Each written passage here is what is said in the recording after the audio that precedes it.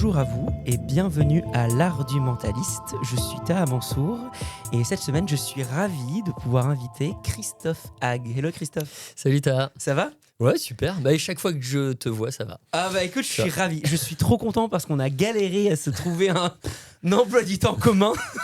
C'est ça, c'est terrible. Mais je suis ravi de pouvoir t'inviter. Pour les personnes qui ne te connaîtraient pas, alors après un doctorat que tu as fait en sciences de gestion, notamment axé sur le comportement organisationnel, tu l'as axé, toi, sur un axe très particulier en mélangeant psychologie et gestion d'entreprise. Et d'ailleurs, tes deux encadrants de thèse étaient un doctorant en psychologie et l'autre docteur en gestion, notamment sur l'émotion des grands patrons et comment ça se propage. Après ça, tu es devenu professeur et plus tard professeur HDR à l'EM Lyon. Aujourd'hui, tu es conférencier, en plus de ça, chroniqueur TV et auteur. Tu travailles énormément sur les émotions et l'intelligence émotionnelle autour des gens. Tu as écrit plusieurs livres qui ont très bien fonctionné. Pour en citer quelques-uns, Poulpatitude, Contagion émotionnelle et Provoque ta chance, qui apparemment ont été traduits dans beaucoup de langues et qui ont très très bien fonctionné. Et ton dernier, Le petit guide illustré de l'intelligence émotionnelle, qui est très intéressant aussi, beaucoup plus visuel pour mieux comprendre et se comprendre soi-même. Et tu es aussi un des cofondateurs de Génération QE, qui est un test de quotient émotionnel. On pourra en parler de tout ça. Alors, beaucoup d'axes sur l'émotion, alors que tu viens de la gestion. Donc, ma première question, c'est qu'est-ce qui t'a intéressé dans les émotions ? Écoute, les émotions, c'est universel. On les a tous en partage. Après, c'est vrai qu'on les gère pas de la même manière. Et moi, je viens d'une famille où ça fonctionnait beaucoup à l'intuition, dans le milieu agricole, où tu vois, t'es vraiment... tu vois, c'est quelque chose de très terrain, de pragmatique. C'est dans le ressenti avec les gens, dans le relationnel.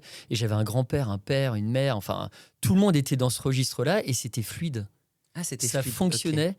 Et ils avaient, tu sais, Bakri disait le goût de l'autre. Et ils avaient le goût des gens avec qui ils interagissaient. Et ça fonctionnait. Tu vois, ils n'étaient pas obligés de faire des croche-pattes, de jouer du coude, de ternir la répute. Enfin, tu vois, ce que tu vois aujourd'hui dans certaines structures. Je vois pas de quoi tu parles. Pour monter tout là-haut. Ils n'avaient pas besoin de ça. Tout se passait bien.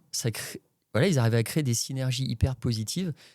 Et dans ma tête déjà de gamin, qui aimait beaucoup écrire, qui aimait observer, etc., je notais, j'ai des petites notes comme ça, où je notais,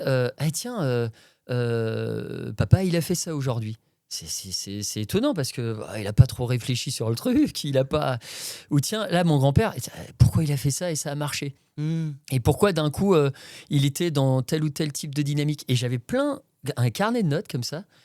Et je me suis dit, peut-être qu'un jour je le publierai, tu vois, je sais pas si je fais un lien avec l'enfance, avec tu vois, comment tu arrives à finalement concrétiser des schémas que tu as eu. Oui, des schémas que tu pensée. as visualisés pour... Ouais, qui se matérialisent d'une certaine manière Par parce la que suite. tu suis tel ou tel cursus académique, machin, ou telle et telle voie professionnelle.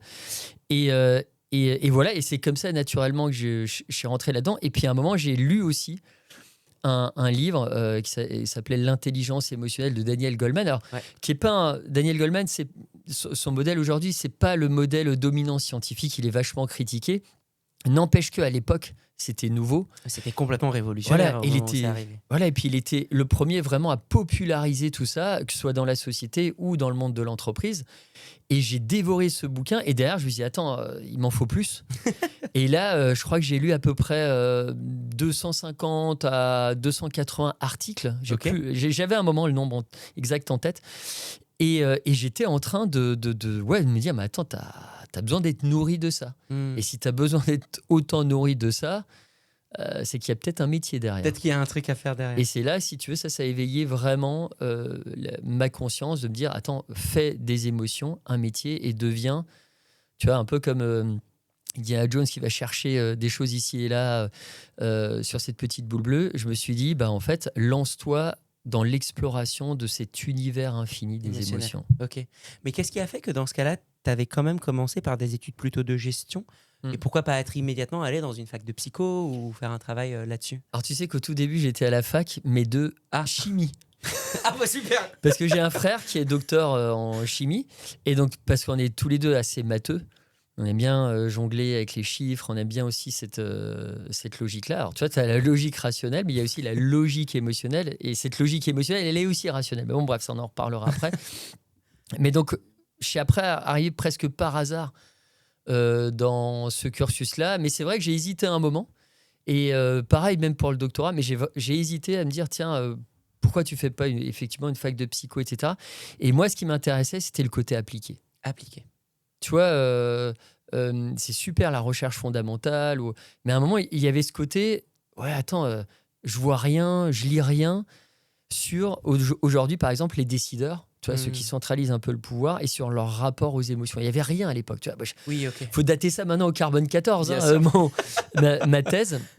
Et donc, je me dis, allez, lance-toi un gros défi. Et c'est là que tout a démarré. Je me dis, allez, va dans l'antre du rationalisme, essaye d'atteindre des patrons du CAC 40. Donc, choper l'émotion dans le milieu purement rationnel, cartésien. Ouais, et me dire, tiens, comment est-ce qu'ils font quand, par exemple, ça secoue très, très fort, quand tu as une crise, quand tu as des faits de société qui se produisent, qui ont un impact direct sur, je sais pas, le business de tel ou tel type de structure, bah, comment ils font, en fait, eux, pour apprivoiser ça et pour créer des synergies positives. Et donc, bah, voilà, je suis naturellement allé les interroger, quoi. Génial. C'est quoi une des grosses découvertes qui t'a marqué quand tu as fait ce travail de recherche-là? Bah déjà, c'est qu'ils m'ont dit OK. Alors que tu vois, j'étais tout début de ma thèse de doctorat. Tu vois, je n'étais pas connu dans ce champ, rien, etc. Je leur donnais pas trop d'éléments de compréhension dans la lettre écrite. Okay. J'ai vraiment fait des lettres manuscrites, etc. Et spontanément, il y avait juste le terme d'émotion. Ils se sont pris au jeu. Ils se sont pris au jeu. Ils se sont dit, attends, personne n'est jamais venu m'interroger là-dessus. Et là, effectivement, quand tu as des... tu vois, je rends hommage aujourd'hui parce qu'il est décédé il n'y a pas si longtemps que ça, Louis Schweitzer, oui. L'ancien patron de Renault. Quand tu as d'un coup le PDG de Lafarge, le PDG de Pernod Ricard, le PDG de Vinci, etc., qui disent, allez, ok, je me prête au jeu, je deviens ton rat de laboratoire. Allez, je te donne mon temps. et normalement, ces personnes ont très peu de temps de cerveau disponible pour des trucs comme ça, en fait. Pour de la recherche, pour être étudié, décrypté, etc. Alors que là, je leur demandais plusieurs heures, en fait, de leur temps. Je les ai mis voilà, dans certaines positions psychiques particulières, face à certaines situations critiques. On a mesuré leur niveau d'intelligence émotionnelle et d'autres choses, parce que oui, ça se mesure. Et donc, il y a eu tout un tas de choses comme ça qui se sont, je ne sais pas pourquoi, bien déroulées. Alors, un jeune publicitaire aujourd'hui de plus de 90 ans m'avait dit... le hasard ne frappe jamais par hasard. C'est sans doute il y avait quelque chose dans l'air du temps. Oui, ils ressentaient. Voilà. Et puis ils avaient peut-être un manque aussi, eux-mêmes, dans leur propre formation qu'ils avaient eue et dans leur vécu en tant que patron. Parce que ces dimensions émotionnelles, tu la retrouves partout et dans l'entreprise. Les coups, les prises de bec, les tacles ici et là, les conflits larvés et ouverts. Je suis en opposition avec les autres, mon objectif c'est d'avancer. Les déceptions, les frustrations, les colères, les angoisses liées à ton taf, liées à tout ça. Bon bref, ça bulle émotionnellement très très fort. Et pourtant, peu de personnes s'intéressent à nous. Et je pense qu'ils se sont dit ça, leur petite voix intérieure. Et du coup, ils ont... Ils se sont dit, tiens, il y a un gars qui bosse là-dessus, il nous garantit l'anonymat, etc. à la base dans la recherche. Ouais. Et donc, ils se sont prêtés au jeu. Bah go, quoi. C'est génial. Voilà. Qu'est-ce qui fait que... Parce que c'est vrai que quand je vois beaucoup de gens, notamment dans des milieux plutôt scientifiques, ingénieurs, techniques, etc., la question de l'émotion n'est pas nécessairement quelque chose de complètement... on va dire acquise ou considérée. Moi, j'ai déjà eu des formations en entreprise où j'avais eu quelqu'un une fois, un manager, qui m'avait dit droit dans les yeux, moi, je n'ai pas d'émotion, les émotions, c'est pour les faibles. Et tu fais, ok, très bien. ma question, c'est, qu'est-ce qui fait que, sachant que c'est quelque chose qui est complètement inné en nous, que ça fait partie de l'humain, pourquoi, à ton avis, il y a eu cette espèce de rejet de l'émotion ou de l'intelligence émotionnelle? Alors, c'était déjà relayé par pas mal de penseurs. On te disait que l'émotion, c'est le facteur biaisant. Ça va venir polluer, en fait, ta pensée, tes prises de décision. Donc, il y a énormément d'écrits dans le champ philosophique, etc. Maintenant, tu vois, tu prends des gens comme Spinoza, qui à un moment se dit, attends, il faut quand même réconcilier le corps et l'esprit, donc à la même époque que Descartes. Mais Descartes, moi je l'aime aussi beaucoup, même si c'est caricatural de dire qu'aujourd'hui, voilà, c'est juste la raison pure. C'est pas vrai, Descartes, c'est pas ça non plus. Mais bon, bref, Spinoza, à la même époque, inspirait quelque chose d'autre. Et c'est vrai que quand on parle d'émotion, il y a toute une dimension. Il y a une dimension qui est psychologique, mais tu as une dimension physiologique, physique. Oui. Tu vois, c'est accompagné, tu sais, tremblements, palpitations, sueur. On sait, voilà, à l'intérieur de ton corps, il se passe aussi des choses, des sensations de chaleur, de froideur, activation du tonus musculaire ou pas, etc. Donc il y a ça aussi. Et c'est vrai que ignorer ces signaux-là, c'est un peu bizarre. D'autant plus que l'émotion à la base, qu'elle soit plaisante ou déplaisante, qu'on parle de la joie, de l'enthousiasme, de la sérénité, ou qu'on parle de la colère, de la peur, du dégoût, du mépris, etc., globalement, l'émotion, c'est un peu comme l'argent. En soi, ça n'a pas de valeur. C'est ce que tu en fais. Et donc, l'émotion, c'est une information. Elle est là, c'est une factrice qui vient toquer, qui a un colissimo pour toi. Alors, quelquefois, c'est pas un colissimo, hein, c'est juste une lettre standard. OK, c'est pas le dossier le plus urgent à traiter dans ta vie, mais il s'est passé ça dans ton environnement. Il faudrait peut-être que tu t'y intéresses avant. Et puis des fois, c'est vraiment le colissimo où, tu vois, UPS, voilà, comme ça, Il intervient, fait toutes les marques. Mais où derrière, tu as vraiment... Là, il y a urgence à contresigner et à ouvrir le colis, quoi. Et donc là, parce qu'il s'est passé quelque chose dans ton environnement et qui peut avoir un impact direct sur ton niveau de bien-être, sur ta relation à l'autre, sur tes prises de décision, sur tes choix de vie, sur ton équilibre psychique, etc., etc. Donc, les gens qui, comme tu le disais avant, en entreprise, ouais, les émotions, c'est du bullshit, du machin, mais ces personnes-là, en réalité, se mettent beaucoup en danger. Alors, elles ne sont pas comme ça par hasard.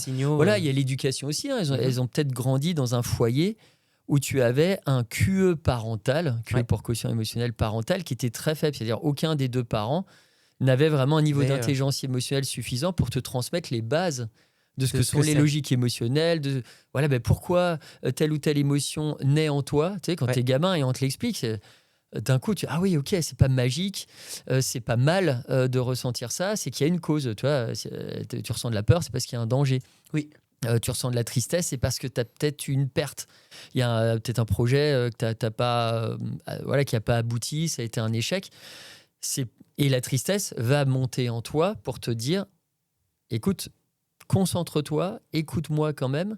Je vais pointer du doigt un peu, tu vois, comme c'est symbolique. Pointer du doigt. Voilà, ce qui a dysfonctionné, les vraies causes de l'échec. Si tu l'écoutes pas, je vais t'amener l'information précise à ce moment-là de ce qui s'est passé. Et si tu l'écoutes pas à ce moment précis, en fait, tu passes à côté du dos. C'est-à-dire que derrière, tu vas juste augmenter la probabilité, toi plus tard, de répliquer les mêmes erreurs. Oui, parce que tu n'as pas pris le feedback immédiat à chaud. Ouais, parce que tu sais, on est dans une société aussi où tout de suite on te demande, allez, tout de suite, il faut que ça aille bien, ou tout de suite on passe à autre chose, on zappe, on va être tout de suite dans l'action. Oui, c'est mal vu parfois d'aller mal. Alors que, tu vois, juste se laisser un peu imbiber des fois par ce type d'émotions déplaisantes, c'est un objectif, tu sais, ça a un objectif précis pour toi. C'est vraiment optimisation ou allez, limite maintien de ton bien-être. Mais il faut juste comprendre que ces émotions désagréables, c'est un peu comme une créature, un animal un peu dégoûtant. Tu vois, tu prends une limace, tu prends une araignée, il y a des gens qui sont phobiques de tout ça. Mais en réalité, dans leur écosystème, elles ont une vraie utilité. Ces créatures-là. Si tu les dézingues, si tu les extermines, tu déséquilibres tout le système. C'est la même chose en fait pour les émotions déplaisantes, désagréables. Elles ont une fonctionnalité, une utilité qui est propre. Et les gens qui sont émotionnellement intelligents, tu sais, je t'avais parlé de QE, ça c'est la mesure métrique de l'intelligence émotionnelle, mais ces personnes-là ont une conscience très très forte de ça. Elles savent que chaque émotion est une information. Alors des fois, il y a des faux amis. Tu peux avoir des émotions dysfonctionnelles, on les appelle des émotions toxiques. C'est-à-dire elles s'invitent pas dans le bon tempo, pas dans le bon espace-temps, pas avec la bonne intensité. Effectivement, elles peuvent un petit peu te dérouter. Mais quand tu es émotionnellement intelligent, celles-ci, tu arrives à les repérer et à les exfiltrer de ton cerveau pour dire, OK, ouais, ça, c'est une émotion factice. Mais du coup, j'entends qu'en fait, il y a non seulement la capacité d'entendre, mais aussi la capacité justement de percevoir cette émotion. Donc il y a la perception d'abord de l'information, de l'émotion qu'on vit, et ensuite il y a son interprétation. C'est en gros qu'est-ce qu'elle nous donne comme information. Ce que tu me dis là, c'est la définition de l'intelligence émotionnelle. L'intelligence émotionnelle, juste pour faire très simple, l'intelligence c'est quoi? C'est une commode avec plein de tiroirs, multi-tiroirs. Chacun de ces tiroirs, c'est une forme d'intelligence. On sait maintenant depuis un certain temps que il y a des formes multiples d'intelligence. Qui sont toutes intercorrélées entre elles font partie de la famille. Sinon, on ne parle pas d'intelligence, on parle d'autre chose, d'une autre dimension, une autre caractéristique de l'individu. Et un de ces tiroirs, c'est l'intelligence émotionnelle. Et l'intelligence émotionnelle, c'est quoi ? C'est la capacité à raisonner à partir des émotions. Et quand je dis raisonner, c'est quoi ? C'est effectivement d'abord être capable, donc là, les gens ne sont pas tous égaux dans cette capacité, être capable d'identifier l'émotion chez toi, chez les autres, etc. Donc capturer l'information. Donc, d'abord identifier. Voilà, donc là, il y a des gens qui sont plus capables que d'autres de capturer tout ça, d'identifier l'émotion. Ensuite, une fois que tu l'as identifié, c'est très séquentiel. Et ben après, dans ton processus intelligent, l'information, elle va être traitée de cette manière, c'est-à-dire on va chercher la causalité. Pourquoi je ressens ça ou pourquoi la personne en face de moi ressent ça. Quelles sont les conséquences à ressentir ça, positives et négatives, sur toi, sur ta relation à l'autre, surtout sur un groupe peut-être. Et etc. tout ça, c'est dans le même bloc, les conséquences et les causes de cette émotion-là ? Là, on est vraiment, effectivement, après, tout ce qui est identifié, parce que tu peux identifier de différentes manières. Ça peut être les mimiques sur le visage humain, la manière de sourire, l'activation de quels muscles, etc. On sait maintenant aujourd'hui craquer le Da Vinci Code de tes expressions faciales. Il y a plein de labos. Ekman a lancé tout ça avec son acolyte de toujours. Bon, bref, on a des logiciels qui existent. Il y a plusieurs logiciels qui existent aujourd'hui. Il n'y a pas que le fax, mais il y en a d'autres pour vraiment identifier les différences. L'émotion. Donc, ça peut être à travers la voix. À travers ta tonalité, le débit de parole, les temps de pause, la fréquence fondamentale. Moi, j'ai beaucoup bossé aussi avec quelqu'un que j'aime beaucoup, qui est Elisabeth Fresnel, qui est une médecin phoniatre. Aujourd'hui, tu peux être phoniatre sans être médecin. Elle fait partie de cette génération. Avant, avec vraiment, de la rigueur dans l'analyse, avec des compétences. Je dis pas qu'il n'y a pas de rigueur maintenant, mais quand tu es médecin phoniatre, voilà, tu connais bien ton sujet. C'est quoi son métier exactement en tant que phoniatre ? Elle travaille, elle accompagne, par exemple, des chanteurs, des chanteuses, des gens du spectacle, des politiques, toutes les personnes pour qui la voix est l'outil principal dans leur métier. Parce que t'es chanteur, t'es chanteuse, t'es comédien, t'es un politique, etc. T'as une extinction de voix, il se passe plus rien globalement. Oui, c'est compliqué. Je l'avais eu une fois en plein festival d'Avignon. C'est particulier. Et ce qui est assez marrant, toi, juste sur ce chapitre-là, Elisabeth Fresnel, donc on a fait plein de choses ensemble. Et à un moment, il y a quelque chose qu'on avait fait pour un livre sur la contagion émotionnelle. Et moi, je m'étais intéressé au gourou. Et donc là, tu sais, quand tu es chercheur en psychologie sociale, des fois, tu as une petite dimension sadique parce que tu es quand même en train d'essayer de décrypter plein de choses. Et donc là, je lui avais envoyé des dizaines d'heures de voix de gourous dans des conférences, dans des machins, tu sais, où ils essayent d'hameçonner en fait leurs futures proies, des futurs adeptes à leur mouvement. Donc, tu avais... il y avait différents gourous qui étaient analysés. Certains sont plus vivants aujourd'hui. Et elle me dit, t'es quand même vache de me donner tout ça, parce que quand tu écoutes tout ça, ça te contamine négativement, en fait. Les types ont le contenu de leur discours est tellement terrible. N'empêche que ils arrivent à toucher les gens. Et ce qui est assez marrant, c'est qu'ils les touchent pas avec un esthétisme dans la voix. Toi, c'est pas genre un commercial qui va vendre un truc, ou c'est pas embobiné, c'est pas enrobé. C'est pas beau en fait. C'est pas beau. Ils utilisent des voix monotones avec très peu d'intensité. En gros, quand tu les écoutes, tu dis c'est un peu barbant. Mais en fait, dans l'oreille de l'écoutant, après avec toutes les connexions au cortex sensoriel, etc. Comment est-ce que le récepteur il analyse ça? Il dit la personne semble poser. Son discours ou le contenu de ce qu'elle raconte est réfléchi. Donc, par défaut, je lui donne du crédit. Je lui accorde du crédit, et donc je lui accorde un degré d'attention supérieur à la moyenne. Et c'est comme ça qu'ils arrivent après à hacker tes petites cellules grises, ces personnes-là. Et après, ils vont aussi accentuer certains mots. On le voit... pour un peu, mettre... c'est pas un mentaliste que je vais apprendre ça, mais pour que, par exemple, ou dans les derniers mots, etc., tu donnes déjà un chemin en fait, de il y a une forme de suggestion, on peut dire même critique dans la manière d'apporter... Oui, tout à fait. Et donc voilà, donc par exemple, donc je reviens sur l'identification. Donc tu Ouais. peux voir visage, la voix, ok, dans les mouvements corporels, dans les mots que tu utilises. Ok. Tu vois, aujourd'hui, si tu viens dire bombe dans un avion, il va se passer des trucs. Tu vois bien la connotation émotionnelle. Ça, tu peux créer un mouvement de panique. Oui, derrière Euh, ce que renvoie le mot en termes d'image, ça C'est va ça. amener des émotions particulières. Voilà, et puis placé dans un contexte particulier. Donc tu peux exprimer des émotions par le verbal. Ouais. Quand tu dis j'ai peur, là ce que tu as fait, ça m'a mis en colère, ou etc. Bon, bref, on peut exprimer aussi ces émotions comme ça. Donc, une fois que tu as capturé cette information, que tu as identifié les émotions, effectivement, après, tu as l'étape 2, tu vas essayer de comprendre. Ouais. Donc, c'est identifier, puis comprendre. Comprendre, c'est ce que j'ai dit, causalité, conséquences, etc. Et ensuite, tu as la troisième, régulation émotionnelle. Ok, Et régulation. là, à un moment, tu vas dire, OK, est-ce que je suis bien engagé? Est-ce que je suis sur le bon chemin émotionnel par rapport, je sais pas, à l'objectif que je me suis fixé, par rapport à l'ambiance qu'il y a, par rapport à plein de choses? Est-ce que je suis vraiment dans le bon mood? Ok. Et là, tu peux, après analyse, après traitement de l'info, tu peux dire, OK, je suis peut-être pas du tout dans le bon mood. Génial. Si tu es frustré, si tu es en colère, parce que, je sais pas, tu vois, quelqu'un t'a mal parlé, ou parce qu'on te remet en cause, ou parce que d'un coup, il y a une bad news qui vient de sortir aux infos et qui peut directement affecter un projet que tu avais en tête, j'en sais rien, il y a plein de choses. Ou parce que tu t'es juste engueulé avec ton partenaire ou ta partenaire, etc. Alors que, je sais pas, moi, dans 1 heure, tu dois voir quelqu'un avec qui tu dois avoir plutôt un bon mood, parce que ça concerne ton métier, parce que vous allez peut-être célébrer quelque l'émotion, chose. du coup, n'est plus utile ou la Bah plus ouais, adaptée elle va aujourd'hui. être utile effectivement avant, parce qu'il y a peut-être des choses dans la relation avec les autres protagonistes travailler, qui doivent se travailler, qui doivent se régler. Mais en fait, après, il faut passer aussi à autre chose. Ok. Et donc là, c'est tout l'art de savoir quelle est l'émotion cible que tu dois ressentir authentiquement. Ok. C'est-à-dire que tout ce que je te dis là, c'est le traitement, il se fait en quelques centaines de millièmes de secondes. Ok.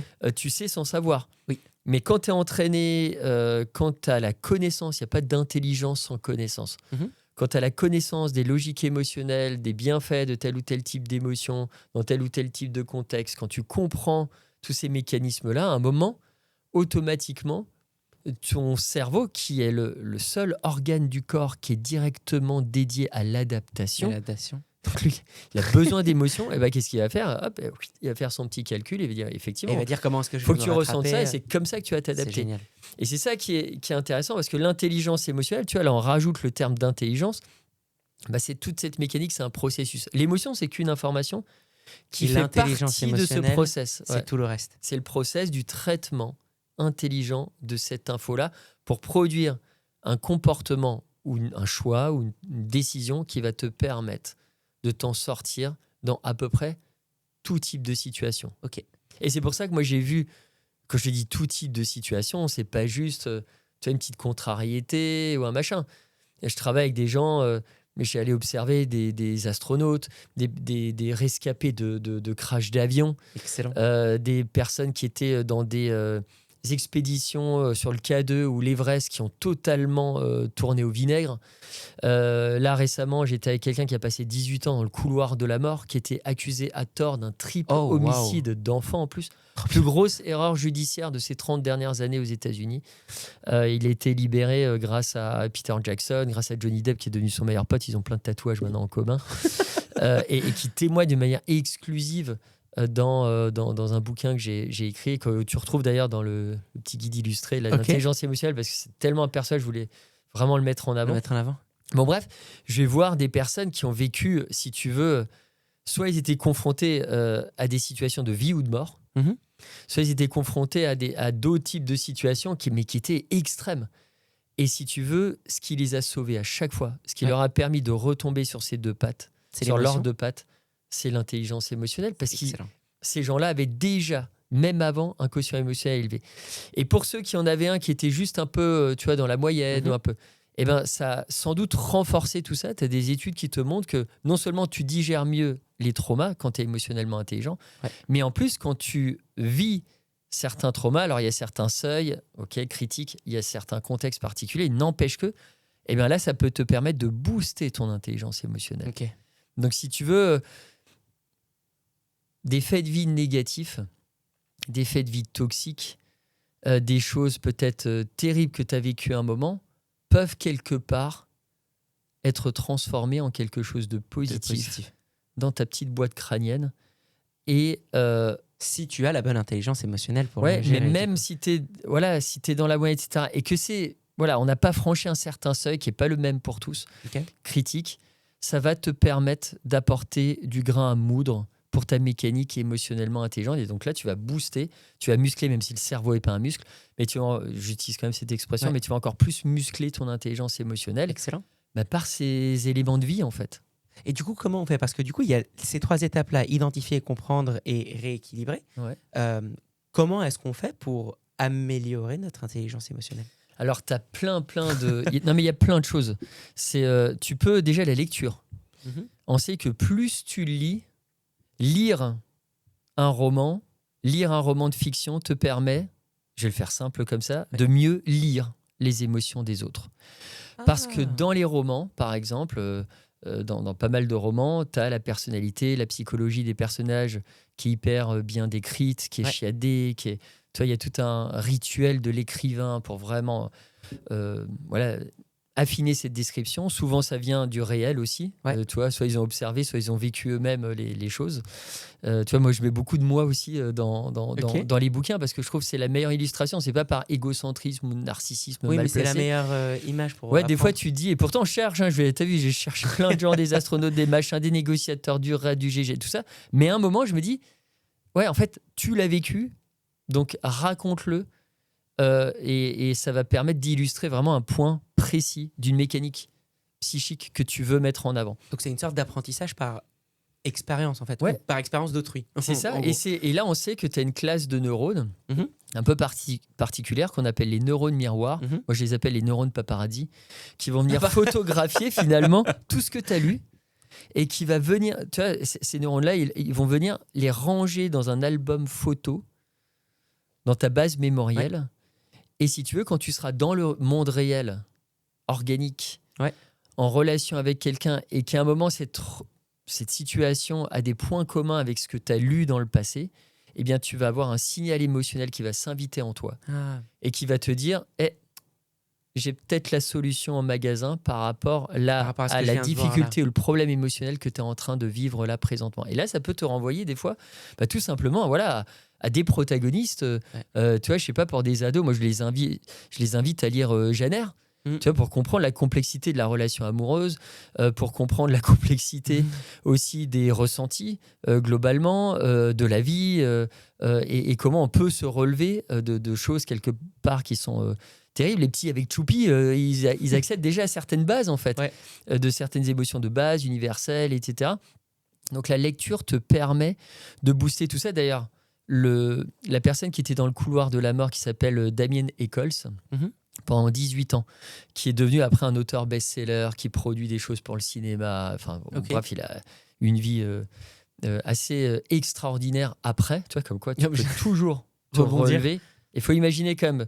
Moi, je me suis auto-censuré dans le livre par rapport à ce qu'il a vécu dans le couloir de la mort. C'est terrible. C'est des sévices.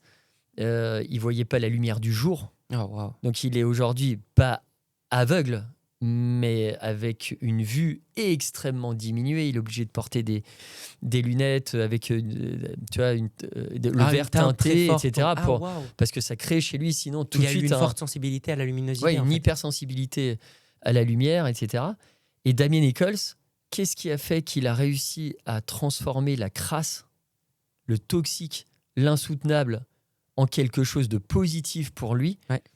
Et ben, c'est par la lecture. Et quand je l'interroge, et moi c'est hallucinant parce que quand on se passait pendant à peu près 1 an nos interactions, on s'envoyait des vocaux en fait. Et il a une voix, tu vois, une voix rock comme ça, un truc qui vient de. T'as l'impression, tu vois, c'est profond. T'as presque l'impression que ça vient des temps anciens. Avec une dimension comme ça extraordinaire, assez spirituelle d'ailleurs. Et lui te dit, mais en fait, ce qui m'a sauvé, c'est la lecture. Il a lu des milliers de livres. Excellent. Et parmi ces livres, pas mal de livres qui décryptent justement le genre humain.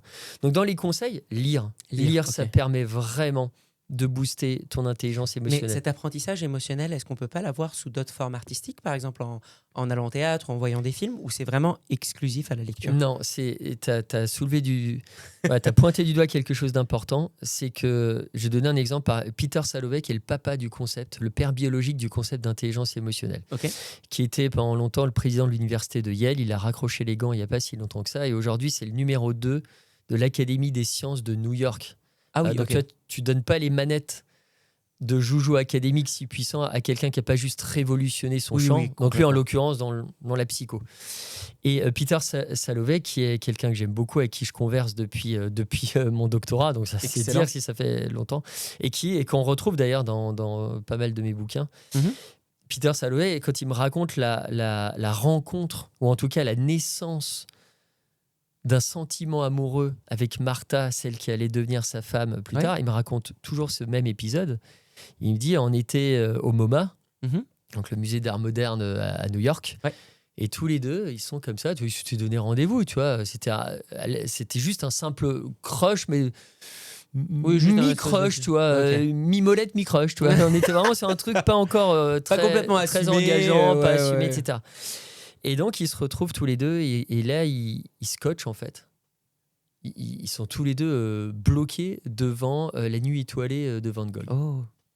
Et là, il me dit, je peux pas t'expliquer précisément, je peux pas les nommer précisément les émotions qu'on a ressenties à ce moment-là, mais on était juste scotchés, Hmm. sans voix, et on était traversés par, physiquement et psychologiquement, par une espèce de tsunami émotionnel. C'est génial. Mais tu vois, intérieurement, ouais, ils étaient immobiles de l'extérieur, mais intérieurement, ça bullait très très fort. Et il me dit, mais c'est à ce moment-là qu'on est rentrés tous les deux en connexion profonde. Quand tu sais qu'il suffit de quelques Incroyable. millièmes de secondes pour que les émotions se transmettent d'une tête à une autre, Mhm. d'un corps à un autre, bah là, ils ont fusionné en quelque sorte, ils ont formé un triptyque avec l'œuvre de Van Gogh. Excellent. Et derrière, voilà, connexion profonde. Et il me dit, bah, à ce moment-là, j'ai compris que bah voilà, j'étais amoureux. Hmm. Et l'amour, c'est une espèce de constellation d'émotions, etc. Et il est arrivé à ça. C'était le terminus de cette chose-là. De ça. Et il me dit, ils ont beaucoup compris l'un de l'autre juste sur ce Juste moment, en ce sans moment. se parler, en fait, sans verbaliser. Donc ça, C'est toi, tu as génial. l'art qui est hyper important dans le développement de ses compétences émotionnelles. Tu as aussi l'hygiène alimentaire. L'hygiène alimentaire. Ouais, tu sais, l'intelligence émotionnelle, on sait la tracer grâce à tout un tas d'outils sophistiqués aujourd'hui. Ouais. L'imagerie cérébrale nous permet de voir à peu près le chemin d'une émotion dans le cerveau humain. Mhm. Et tu vois ça en direct live sur des écrans d'ordinateur que tu analyses après, etc. Même si c'est pas si simple que ça, mais quand même. Mhm. Donc globalement, on sait comment ça fonctionne dans notre cerveau du haut. Ok. Mais l'intelligence Cerveau du haut. émotionnelle, J'aime bien voilà, l'image. ça se passe aussi dans le cerveau du bas, Donc les le ventre. intestins, Hmm. le fameux système, le SNE, etc. Donc on sait que Le SNE. les parois intestinales sont tapissées de centaines de millions de neurones. Ok. Et donc, si tu veux, ces neurones-là communiquent indirectement avec les neurones du haut. Donc les deux communiquent ensemble. Les deux communiquent ensemble. Et ce qui est assez fou, et tu vas voir pourquoi je te parle d'hygiène alimentaire, et on sait aussi, donc tu as tout un travail des bactéries qui envoient aussi des messages. Tu as via, donc, que ce soit les neurones ou les bactéries, etc., soit par un flux électrique, via les nerfs vagues, soit par un flux sanguin. Bon, bref, c'est les deux par autoroutes un flux sanguin que ça voilà, transmet. qui communiquent par ces deux Excellent. autoroutes, pour faire très simple. Maintenant, ce qu'il y a, c'est que on sait que quand tu manges, par exemple, des produits trop transformés, où tu vas retrouver pas mal de sucre, tu vois, de sucre raffiné, etc., bah ça, c'est un impact direct. Ça peut faire naître en toi des pointes d'angoisse qui sont irréelles. Oh, parce que ça vient impacter Tout à fait. la microbiotique ou... C'est ça. Et donc, le message qui est renvoyé va être un message un peu d'alerte qui va venir activer certaines structures qui sont directement impliquées dans la naissance de peur, de la peur ou de ses cousines anxiété, de l'angoisse, ça dépend après de la nature du truc. Et derrière, cette mécanique, une fois qu'elle est mise en place, ton cerveau, s'il n'est pas émotionnellement intelligent, on va le Ouais. dire comme ça, eh bien, il va se faire avoir comme un bleu et il va vouloir jouer au sapeur-pompier, il va vouloir éteindre en fait les feux psychiques qui se sont déclarés. Et ça, c'est extrêmement énergivore pour le cerveau. Ok. Et donc, il va consommer tout ça. Pareil, trop de caféine, Mhm. trop d'alcool, on le sait aujourd'hui, ça va brouiller ta compréhension des émotions de l'autre. De l'autre, ok. Voilà, tu vois, là, on plaisante, on sourit un petit Bien peu, sûr. mais sous l'effet de l'alcool ou de la caféine, si on était tous les deux ou l'un de nous deux sous cet effet-là, un petit sourire, qui est pourtant un signal amical, encourageant dans la discussion, etc., pourrait être interprété comme une menace, en disant hey, il se fout de moi. Ou alors il veut, ou il pratique l'ironie, ou alors Il y aurait une incompréhension. il y aurait une incompréhension qui ferait que derrière, tu ouvrirais directement une porte qui t'amènerait au conflit en fait avec l'autre. Ok. Donc ça joue vraiment à fond sur finalement ton activité émotionnelle. Donc l'hygiène alimentaire, la malbouffe, trop de produits transformés, et puis on pourrait aller encore plus loin, mais c'est un impact direct et ça peut faire que derrière, tu vas être pollué en fait. C'est génial. Du coup, il y a une question qui me vient parce que je sais que beaucoup de personnes qui, lorsqu'elles se sentent mal, ont tendance à rapidement se réfugier soit dans les sucreries ou dans la malbouffe. Mais qu'est-ce qui, dans ce cas-là, expliquerait ça? Eh ben souvent, tu sais, c'est même dans l'éducation. Tu vois, quand tu as un enfant qui pleure ou un bébé qui pleure, tu lui donnes un bonbon. Oui, c'est vrai. Et quand tu pleures, tu as la bouche ouverte. Ouais. Et le parent, inconsciemment, qu'est-ce qu'il veut? Il veut que derrière, cette bouche se ferme. Et donc, que les cris cessent. Et donc, qu'est-ce que tu fais? Et tu vas logiquement nourrir ton enfant, soit lui donner du biberon, un peu concentré, tu vois, soit autre chose. Et tu développes après de mauvaises habitudes chez l'enfant qui, si elles persistent, vont faire qu'effectivement, plus tard, tu peux avoir ce type de réflexe quand quelque chose va pas bien, une déception amoureuse, tu le vois dans tous les films avec Bridget Jones, etc. Ouais. Et d'un coup, tu vas manger le pot de glace et ça va pas améliorer du tout ton état émotionnel. Au contraire, ça va venir augmenter son intensité et même faire que cette émotion-là ou cet état émotionnel après qui va être un peu transformé va être un état endurant. Mais qu'est-ce qui fait qu'on va rechercher ça? Est-ce que c'est une recherche de plaisir immédiat ou de réconfort temporaire avec le sucre ou ce genre de... Alors, tu vois, c'est déjà quelque chose d'assez primaire, mais comme tu dis, c'est vraiment, il y a une action aussi. Il y a la notion de fermer. La bouche, il faut fermer ça, maintenant, faut que les trucs. Et après, tu as aussi, c'est facile, tu vois, c'est quelque chose qu'on a... Tu vois, quand on active les zones du plaisir, quelque part, tu vois, pour faire un contre-feu à quelque chose de négatif, rien de tel que du positif. Donc le goût d'une glace que t'aimes bien, une pâte à tartiner que t'adores, etc., va effectivement venir activer ce type de zone-là. Donc tu vas avoir un effet immédiat, mais qui est pas positif sur le long terme. qui est un faux ami, parce que derrière, ça va pas... améliorer la situation, au contraire, ça la détériorer. Et il se trouve d'ailleurs que des études te montrent que plus tu es émotionnellement intelligent, moins tu as des comportements alimentaires déviants, type comportement boulimique, etc. Donc ça, c'est donc les deux sont relais. Oui, tout à fait. Très fort. Par rapport, du coup, ça m'emmène à la question de déterminer son quotient émotionnel ou son intelligence émotionnelle. Toi, tu as développé un test en partenariat avec d'autres personnes qui s'appelle Génération QE. C'était quoi l'idée derrière? C'était justement de donner la capacité aux gens de savoir leur axe d'amélioration dans l'intelligence émotionnelle? Alors, il y a plusieurs choses. La première, c'est que j'en avais un peu marre de voir des tests qui valent pas un cachou, qui sont auto-évaluatifs, qui ont été construits soit par un stagiaire en RH, soit sur les, tu sais, sur Internet, on a bricolé un truc et derrière, mesurez votre QE. Oui. Et derrière, tu vois, les gens, quand ils reçoivent, ça reste un chiffre. Hein.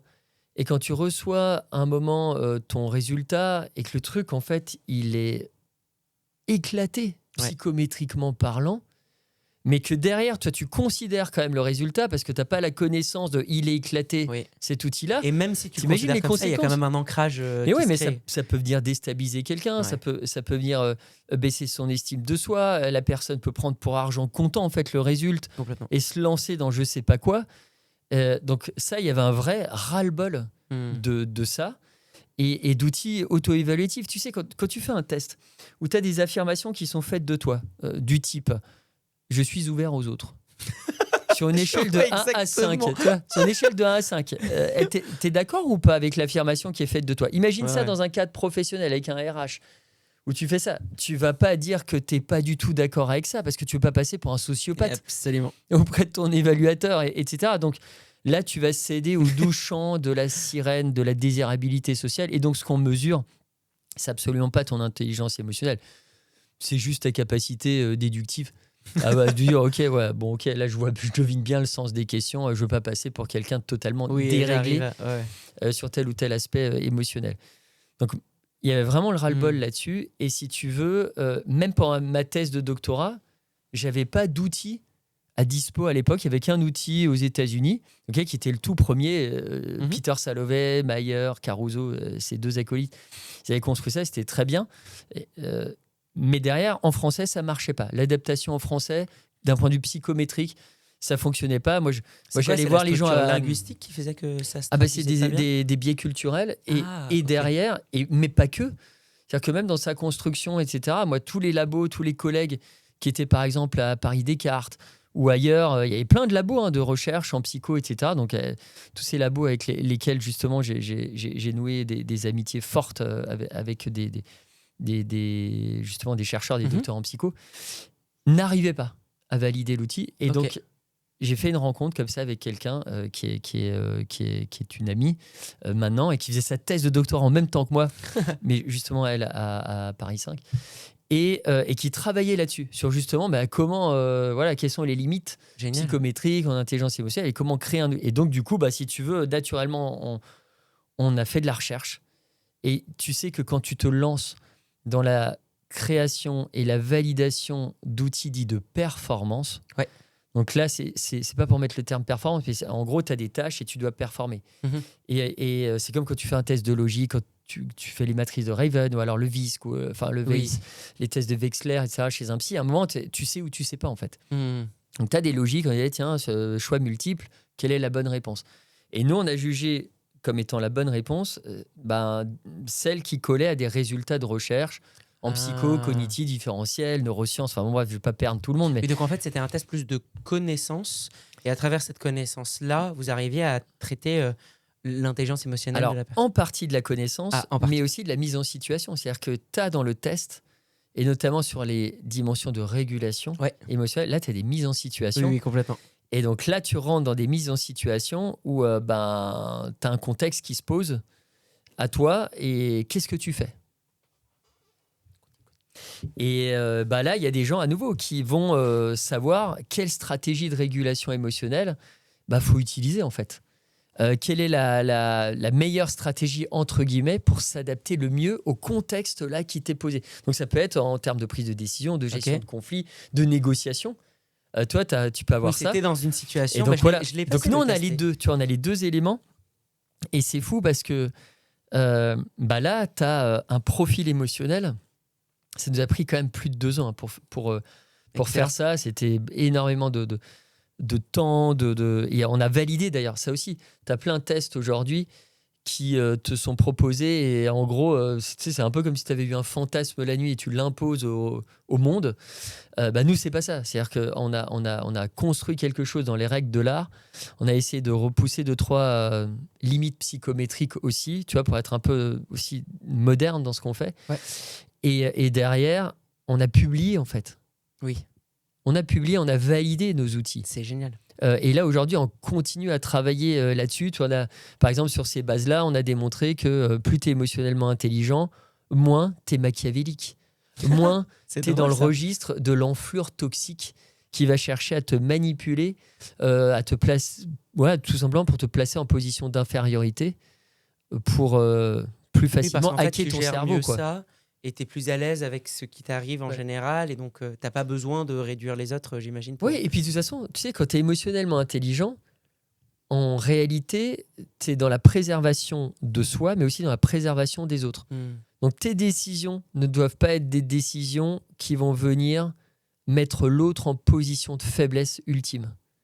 Et donc tu essaies plutôt de co-construire avec l'autre. Tu sais que tes opportunités sont portées par l'autre aussi. Donc, tu as cette intelligence-là. Et tu sais de toute façon que si tu fais du mal à l'autre, ça te reviendra par effet boomerang parce que tu es doté d'une empathie assez élevée, émotionnelle et cognitive. Mais... Et derrière, donc, et parce que tu as l'équilibre émotionnel, ben, tu n'as aucun intérêt en faisant du mal à l'autre, ben, en fait, tu te fais du mal à toi-même. Donc, tu ne recherches pas ça non plus. C'est pour ça que on me questionne des fois sur le fait, oui, ben, y a certains dictateurs qui auraient pu avoir une intelligence émotionnelle super élevée. Alors, peut-être que certaines sous-dimensions, ils la maîtrisent pour haranguer les foules, etc. Oui. En revanche, Mais ils ont des carences folles dans la globalité parce qu'en faisant ce qu'ils ont fait, en générant du mal, en produisant du mal à ce niveau-là, ils se font du mal. Et d'ailleurs, tu regardes la plupart des dictateurs, globalement, leur santé n'était pas top. Ils avaient des insuffisances ici et là. Ils avaient une durée de vie qui n'était pas non plus extraordinairement élevée. Je parle statistiquement parlant. C'est quand même un peu compliqué aussi pour eux, quoi. C'est génial. Bah, comme quoi, du coup, si vous voulez vivre longtemps, ne soyez pas un dictateur. D'ailleurs, les individus émotionnellement intelligents, voilà, il y a un impact direct sur la longévité. Il y a des études aussi longitudinales qui te montrent ça. Incroyable. Donc cette capacité-là. Bah, je vous invite, du coup, le lien est dans la description, à aller, si vous voulez, faire votre propre test. Il est très intéressant. Génération QE, pour voir votre profil et voir les axes d'amélioration que vous pouvez faire. Parce qu'en plus, que j'ai bien aimé quand je l'ai fait, c'est les petits conseils à la fin qui sont donnés, mais pour chaque axe, pour chaque note, en mode, bah là, du coup, c'est ça tes forces et c'est ça tes faiblesses, et du coup, tu peux aller travailler ça. Et c'est un vrai rapport. Hein. C'est le rapport que tu as, c'est une vingtaine de pages. Oui, tu as 11 scores, tu vois, le score général. En vrai, les gens, voilà, on sait que l'inclinaison à l'ancrage, des chiffres, des nombres, les gens, voilà, ça va coller. Toi qui es mentaliste à nouveau, tu le sais très très bien. Maintenant, derrière, il faut aussi être capable de créer de la distance avec ça et de se dire, ok, je vais voir plutôt les 7 scores des dimensions. Il y a 7 dimensions, pas les énoncer ici, mais et de savoir lesquelles tu dois renforcer. Et là, ça devient intéressant parce que nous, on forme aussi des psys, des coachs, des docteurs en psy, des consultants à accompagner les gens avec ces outils. Et en plus, ces outils-là, tu vois, on a relevé un challenge. C'est pas pour faire une espèce de plaidoyer pro-domo de ces outils, mais c'est en 20-25 minutes, tu as passé le test. Normalement, des tests, quand on parle d'intelligence, tests de performance, normalement, c'est beaucoup plus long. 1h30, voire plus, quelquefois. C'est un processus très, très long, la passation. Là, on a aussi voulu casser 2-3 petits codes en se disant, tiens, on veut quelque chose qui soit solide d'un point de vue psychométrique, d'un point de vue scientifique, mais qui prenne pas trop de temps aux gens. Tu vois, la gestion du temps, c'est le grand challenge de tout le monde, quoi. Ça, c'est sûr. C'est ça. Ah, mais c'est génial. Eh ben, j'aurais voulu continuer cet échange pendant longtemps. Mais avant d'arriver aux tips de la semaine, les personnes qui écoutent, essayez, si jamais vous avez quelqu'un en tête qui vous vient à l'esprit, ou c'est quelqu'un, par exemple, qui a du mal parfois à ses émotions, les comprendre, ou vous sentez qu'il y a des difficultés sociales, n'hésitez pas à lui envoyer cet épisode. Ça peut être un espèce de première mise en bouche de ce travail d'intelligence émotionnelle. Bien évidemment, vous pouvez retrouver tous les différents livres et tous les travaux très fascinants de Christophe en description. Et donc, on termine chaque semaine, Christophe, avec un petit tips de la semaine. Si tu avais un conseil à donner à nos éditeurs, auditrices, ce serait quoi ? Je te parlais avant du QE parental. Tu vois, je trouve que c'est important et les adultes et les enfants de développer tout ça. Quand tu sais notamment qu'un enfant ou un ado, notamment, qui développe son intelligence émotionnelle, eh bien, cet ado-là, il va être plus fort face au harcèlement. Tu prends les garçons, par exemple, qui sont plus souvent harcelés physiquement, et versus les filles ados qui sont plus harcelées psychiquement, avec de la manipulation, avec un blocage social où on va t'exclure d'un groupe, etc. Eh bien, des études te montrent, des études qui ont été menées auprès d'ados, que plus tu es émotionnellement intelligent, plus tu peux déjouer ces mécaniques-là, et moins tu vas développer en plus de tendances suicidaires derrière. C'est un exemple un peu sombre que je te donne, mais qui est très prégnant aujourd'hui. Tu vois, on est quand même dans un univers, dans un monde où émotionnellement c'est un peu compliqué. C'est un peu tendu, Les gens sont vraiment bousculés fort, sont peu outillés par rapport à ça. Donc déjà, travailler sur l'intelligence émotionnelle de son ado, ça te permet déjà de déjouer ça. Et c'est pour ça que moi j'ai écrit le petit guide illustré de l'intelligence émotionnelle. C'est justement pour donner des conseils vraiment très concrets, facile à employer, tu vas avoir un carnet de bord, etc. Donner de la connaissance, transmettre de la connaissance à l'enfant. Et tu sais, de toute façon, dès que tu développes ta connaissance, dès que tu développes ton vocabulaire, Ça renforce. ça renforce ta capacité de rebond. Hmm. Ça renforce ta capacité à exprimer un besoin. Tu sais, la violence, Ouais. l'agression, etc., souvent, c'est parce que tu as un besoin fort qui naît en toi, Oui. mais tu n'as pas les Mais tu mots sais pas comment pour le dire. l'exprimer. Donc, qu'est-ce que tu fais ? Il te reste plus que la violence physique, tu tapes. Oui, il y a un Et truc. tu es qui- frustré, tu vois. Ça a besoin de sortir, je sais pas comment le faire C'est ça. sortir, donc ça sort Ah contre non, mais moi. donc là, tu vois, il y a ça. Donc, effectivement, il y a plein de petits exercices. Dans les tips vraiment aussi concrets, c'est basique ce que je vais dire, mais par exemple, la cohérence cardiaque, la respiration, quand tu travailles ta respiration. Alors, tu as différents types de chronométrage de la respiration, de l'inspiration et de l'expiration, que ce soit pour être, tu vois, juste avant de t'endormir, pour être un peu paisible, avoir un sommeil meilleur. D'ailleurs, T'en as les un gens en avec un particulier niveau d'intelligence émotionnelle ont une qualité de sommeil supérieure à la moyenne. Donc, par exemple, juste avant le sommeil, tu pourrais avoir 4 secondes d'inspiration profonde. Tu gonfles la cage thoracique, etc. Et le ventre. Tu gonfles ce que tu peux. Tu essaies de faire. Et par contre, tu expires un peu plus longtemps, 7-8 secondes. Tu vas au bout de ton expiration. Donc, inspiration 4 et voilà. expiration 7-8. Voilà, 7-8. Alors après, ça dépend, il faut tester. Quelquefois, à quelques secondes. Après, il faut toujours adapter à la À personne. soi-même, bien sûr. Mais ça fonctionne vraiment bien. Après, il y a un autre tips que je peux te donner. Je t'ai dit, OK, lire, ça c'est cool à tout âge. Mais ça peut être aussi binger, en fait. Binger des séries télé de qualité. Ok. C'est-à-dire où tu as vraiment la psycho des personnages qui est vraiment développée, qui est poussée, etc. Ouais. Et si tu binges, donc binger, c'est tu vas gloutonner, tu vas avaler comme ça d'une seule traite tous les épisodes d'une même saison. Ouais. Eh bien, quand tu fais ça, on le sait, il y a des collègues qui ont démontré ça, qui ont publié un papier là-dessus. Ça va te permettre de booster ta compréhension du genre humain, donc des autres. Excellent. Donc, tu vas mieux lire les émotions des autres en faisant ça. Alors, bien sûr, il ne faut pas le faire tout le temps parce qu'à un moment, tu te coupes. Il y a autre chose à faire, voilà, aussi, il y a autre chose à faire. j'imagine. Mais de temps à autre, ça va te permettre vraiment à un moment de grandir. Et tu sais, c'est marrant parce que on parlait aussi, tu vois, il n'y a pas si longtemps que ça, de l'incarcération, Nicolas Sarkozy, etc. Il avait pris différents livres, dont Le Comte de Monte Cristo. Ouais. Et tu vois, avec un esprit un peu vengeur, comme ça, t'es mu par peut-être une vengeance, de dire OK. Et il se trouve que récemment, il y a des chercheurs qui ont montré que plus t'es émotionnellement intelligent, moins t'es rancunier. Moins t'es dans le registre de la vengeance. Donc moins t'es un peu comme le comte, tu vois, qui veut aller dézinguer tout le monde pour faire justice soi-même. T'es moins là-dedans parce que qui dit vengeance dit colère et tristesse mêlées. Ok. Et ce qui sont quand même des émotions universelles, des émotions de base qui ont une intensité quand même assez forte.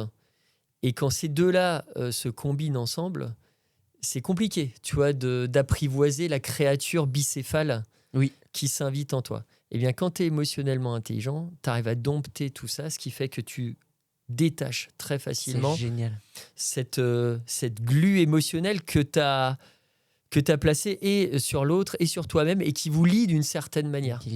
Et tu sais que ce cercle-là, il est absolument pas vertueux, en fait. Ça va te ronger, ça va créer des troubles, même si aujourd'hui on ne parle pas de troubles, mais je continue à utiliser ce terme-là, psychosomatique. Ça peut, trouble du sommeil, trouble alimentaire, trouble de la concentration. Ça peut vraiment ronger, en fait, ta vie.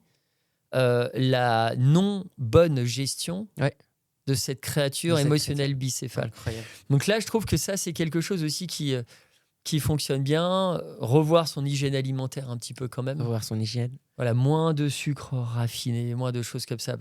C'est compliqué derrière. Vraiment, c'est compliqué. Et tu le vois, aujourd'hui, c'est difficile. Quasi tous les produits transformés, t'as du sucre, il y a du sucre partout ajouté ça, c'est sûr. dans les boissons, dans les sodas, les machins, les bidules. Bon bref, essayez peut-être quand même un petit peu de limiter, réduire ça. Aussi tout ça, et puis tous les autres conseils, t'en auras plein dans le bouquin. Globalement, développez votre quotient et intelligence émotionnelle. Merci beaucoup Christophe. Merci, c'était cool. À bientôt.